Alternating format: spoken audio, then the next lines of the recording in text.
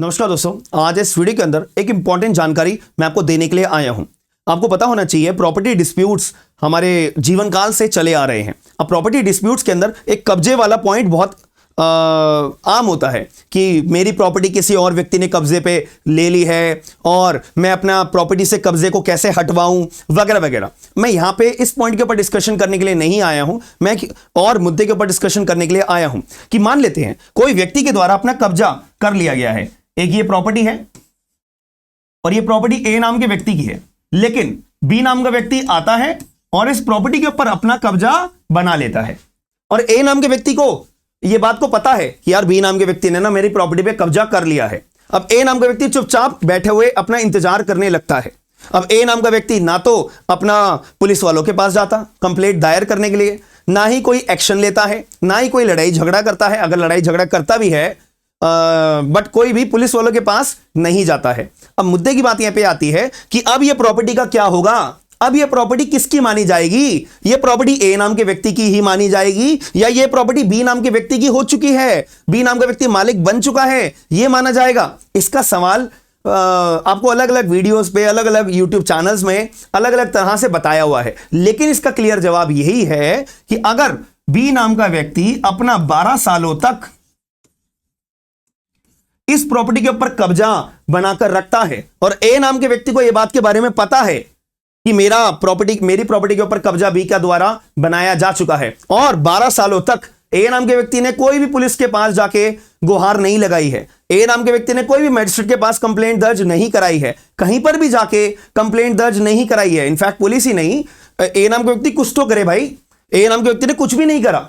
तो इसका मतलब साफ तौर पे 12 सालों तक अगर बी नाम के व्यक्ति का कब्जा बरकरार रहता है, कॉन्टिन्यूअस रहता है और कोई भी डिस्ट्रक्शन नहीं होता, कोई भी रुकावट नहीं होती, कोई भी बी के खिलाफ कंप्लेंट दर्ज नहीं करी जाती है, तो ऐसे केस में कानून हमारा यह कहता है एज पर आर्टिकल नंबर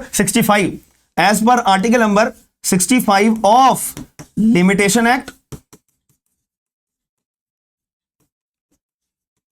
और as per section 27 of limitation act, ये कानून, ये सेक्शंस, ये पर्टिकुलर प्रोविजंस बी नाम के व्यक्ति को अधिकार दे देते हैं कि अब बी नाम के व्यक्ति 12 साल पूरे हो जाने के बाद बी नाम के व्यक्ति आप कोर्ट में जाइए और कोर्ट में जाके आप जो है एक डेक्लेरेशन डिक्लेयर करवा लीजिए, एक डेक्लेरेशन डिक्लेयर करवा लीजिए कि साहब मेरा इस प्रॉपर्टी के ऊपर 12 साल से ऊपर टाइम हो गया है कब्जा करे हुए और ए नाम के व्यक्ति ने कोई भी कंप्लेंट दर्ज नहीं कराई थी, तो एज पर दिस प्रोविजंस मैं इस प्रॉपर्टी का कब्जेदार हो गया हूं, आप मेरे फेवर में प्रॉपर्टी को डिक्लेयर कर दीजिए। इतनी सी बात यहां पे आपको समझ में आ गई हो, बिल्कुल क्लियर तौर पे मैंने आपको बताया है, आपको समझ में आ जानी चाहिए। अगर कोई भी आपको डाउट है तो एक बार चैट बॉक्स के अंदर आप मुझसे डाउट पूछ सकते हो। तो ये अपना मामला क्लियर तौर पे होता है। अब इसके अंदर थोड़ा सा मैं आपको अपडेट करना चाहूंगा कि ए नाम का व्यक्ति है, ए नाम के व्यक्ति की प्रॉपर्टी है और यहीं पे बी नाम का व्यक्ति है, ठीक है जी। अब बी नाम के व्यक्ति ने इस प्रॉपर्टी के ऊपर कब्जा करा हुआ है, बी नाम के व्यक्ति ने इस प्रॉपर्टी के ऊपर कब्जा करा हुआ है, ठीक है जी। वही मामला है अपना पुराने वाला जो मैंने आपको एग्जांपल दिया है, बट थोड़ा एक बात को सुप्रीम कोर्ट ऑफ इंडिया के वाली नए वाले कानून के जो अपना अपडेट करा है ये मेरे को आपको बताना है। तो बी ने अपने प्रॉपर्टी को अपना कब्जा करा हुआ है। अब यहां पे क्या होता है, ए नाम का व्यक्ति कोर्ट में जाता है, किसके खिलाफ? बी के खिलाफ, और मांग क्या करता है कि जैसा मेरी प्रॉपर्टी ना बी नाम के व्यक्ति ने हथिया के रखी हुई है, मेरी प्रॉपर्टी के ऊपर बी नाम के व्यक्ति का पोजीशन है, तो मैं क्या चाहता हूं कि जैसा आप जो है ना, पहली बात ये प्रॉपर्टी जो है मेरी है, ये जो प्रॉपर्टी है मेरी है, आप मेरे नाम पे डिक्लेयर कर दीजिए। प्लस जैसा आप देखो मेरी प्रॉपर्टी कब्जे भी कर रखी है ना, बी नाम के व्यक्ति ने कब्जा भी करा हुआ है ना, तो प्लीज जैसा आप, मैं आपसे ये भी चाहता हूं कि मेरा जो पोजीशन है ना मैं वो रिकवर करना चाहता हूं।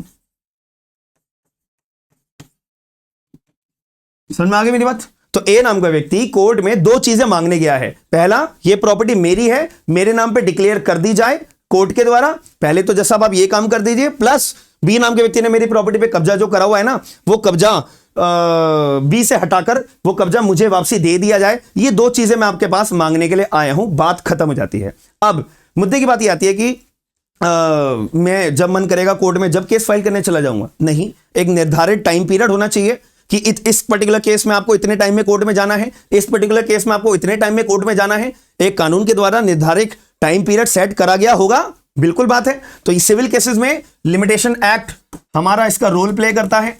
लिमिटेशन एक्ट 1963 के अंदर सबके टाइम पीरियड बताए हुए हैं, उनमें से अपना अगर पोजीशन आपको रिकवर करवाना है तो उसका टाइम पीरियड है 12 साल का, ठीक है जी। और अगर कोई डिक्लेरेशन आपको चाहिए उसका लिमिटेशन पीरियड है 3 साल का।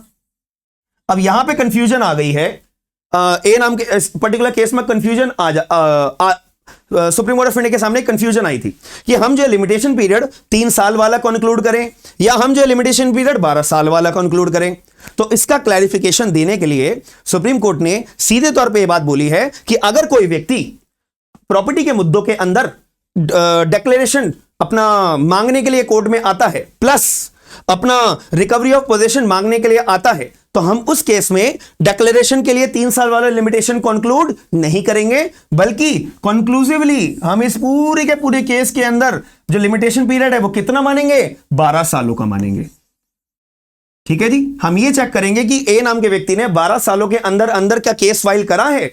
अगर ए नाम के व्यक्ति ने 12 सालों के अंदर अंदर अगर केस फाइल करा है तो इसका मतलब क्या है कि ये with in the period of limitation है, और जो सूट फाइल करा गया है ए के द्वारा वो ठीक तरीके से लिमिटेशन पीरियड के तहत फाइल करा गया है, तो हम इसकी सुनवाई प्रॉपरली करेंगे।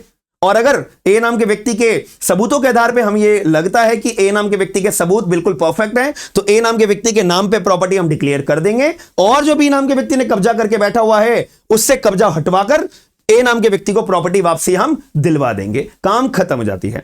तो यहां पर मैंने आपको पहले वाला पॉइंट बताया था ना कि जहां पे बी ने अपना प्रॉपर्टी पे कब्जा कर लिया है, तो ए के पास क्या रास्ता था, ए के पास रास्ता था कि वो कोर्ट में जाए, कि वो पहले तो डिक्लेरेटरी डिक्री पास करवाए प्लस रिकवरी ऑफ पोजेशन का केस फाइल करे 12 सालों के अंदर अंदर, क्योंकि 12 साल पूरे हो जाने के बाद अगर ए नाम का व्यक्ति कोर्ट में जाता तो याद रखना ए नाम का व्यक्ति के पास कोई अधिकार नहीं था और अपनी प्रॉपर्टी वो गवा देता, प्लस बी नाम के व्यक्ति के पास अधिकार आ जाता कि वो अपने फेवर में डिक्लेरेटरी डिक्री पास करवा ले। तो ये बहुत यूनिक बात है, आपको कोई इतने सीधे तौर पे ये बात को नहीं बताएगा, मैं आपको चैलेंज देता हूं। और ये आपका जो जजमेंट है ये officially supreme court of India का जजमेंट है। अभी तक पूरे यूट्यूब के अंदर इस जजमेंट के बारे में कोई भी चर्चा नहीं करी हुई है। ये 3 साल और 12 साल का जो टाइम पीरियड मैंने आपको बताया है पूरे यूट्यूब पे, ये आपको कहीं नहीं बताया हुआ है। अभी I am just giving you a challenge कि अगर कोई व्यक्ति declaratory decree plus recovery of possession दोनों एक साथ मांगने जाता है तब कौन सा लिमिटेशन पीरियड लगेगा, 3 साल वाला या 12 साल वाला, इसके ऊपर अभी तक कोई लॉ ही नहीं था। तो ये सुप्रीम कोर्ट ऑफ इंडिया ने 2024 के अंदर अभी रिसेंटली इसके ऊपर क्लैरिफिकेशन दिया है कि 12 साल का टाइम पीरियड अपना मेंशन करा जाएगा। तो इसलिए ए नाम के व्यक्ति का इसमें फायदा होगा ना, ए नाम के व्यक्ति की बेचारे की प्रॉपर्टी फंसी हुई है, तो वहां पे अपनी प्रॉपर्टी बचवाने के लिए केवल 3 साल की लिमिटेशन पीरियड से अगर बाढ़ हो जाता है ना तो उसकी प्रॉपर्टी चली जाएगी। ये सुप्रीम कोर्ट ने बोला कि नहीं जाएगी भाई, हम जो है लिमिटेशन पीरियड 12 सालों तक का कंसिडर करेंगे। बस ये एक छोटी सी बात थी जो आपको समझानी थी। तो इसलिए सुप्रीम कोर्ट ने क्या बोला, अब इसको लाइन को पढ़ो, when title declaration suit seeks possession recovery also limitation period for possession recovery applicable. तो यहां पे रिकवरी जो ये वाला लिमिटेशन पीरियड है, पोजेशन रिकवरी का लिमिटेशन पीरियड कितना होता है, 12 सालों का होता है, आर्टिकल नंबर 65। और ये जो अपना डिक्लेरेशन का सूट का होता है ये 3 साल का लिमिटेशन पीरियड होता है। इसीलिए मैंने यहाँ पे आर्टिकल 65 12 साल और आर्टिकल 58 3 साल दोनों बातों को लिख दिया था ताकि आपको कंफ्यूजन ना हो पाए। ठीक है जी। तो अगर आपके जो भी विचार हैं, जो भी आपके पॉइंट ऑफ व्यू हैं, जो भी आपके डाउट्स हैं, एक बार कमेंट बॉक्स के अंदर बताकर मुझे जरूर बताइएगा और बाकी सभी लोगों को भी बताइएगा। साथ में वीडियो को लाइक करके शेयर जरूर करिएगा, अवेयर जरूर करिएगा। ये जो नया कानून के द्वारा सुप्रीम कोर्ट के द्वारा बनाया गया है इसकी अवेयरनेस होना बहुत जरूरी है, वरना पागल बनाने वाले लोग आपको भतीरी जगह मिलेंगे। कोई कुछ बोलेगा, कोई कुछ बोलेगा, आधी आधी अधूरी बातें बताकर आपको कंफ्यूज कर दिया जाएगा। याद रखना मेरी बात। और दूसरी बात एक सबसे जरूरी, आप में से बहुत सारे लोग अपना जुडिशरी के बैचेस अगर ज्वाइन करना चाहते हो तो हमारा एप्लीकेशन है स्मार्ट एंड लीगल गाइडेंस के नाम से। तो आप लोग हमारा लेटेस्ट बैच जो 2 दिसंबर 2024 से हमारा शुरू होने वाला है, आप लोग ज्वाइन कर सकते हैं। मैं आपको स्क्रीन के ऊपर दिखा भी देता हूं। ये हमारा नया बैच है जो हम अपना लॉन्च कर रहे हैं, भारतीय नागरिक सुरक्षा संहिता। पूरा कंप्लीट BNSS आपको पढ़ाया जाएगा, प्रीलिम्स मेंस आपको पूरी तैयारी होगी। तो जितने भी लोग हैं आप लोग ज्वाइन कर सकते हो। और बहुत इंपॉर्टेंट बात यह है कि मैक्सिमम डिस्काउंट आपको 45% का मिल रहा है। तो आप लोग ज्वाइन अगर करना चाहते हो, डिस्क्रिप्शन बॉक्स के अंदर लिंक्स अवेलेबल हैं, आप लोग ज्वाइन कर सकते हो। और वीडियो कैसे लगी है मेरे को एक बारी कमेंट बॉक्स के अंदर जरूर बताइएगा। साथ में लाइक करे बिना मत जाइएगा, तो लाइक शेयर सब्सक्राइब जरूर करेगा। हम मिलते हैं नेक्स्ट वीडियो के अंदर। थैंक यू, धन्यवाद।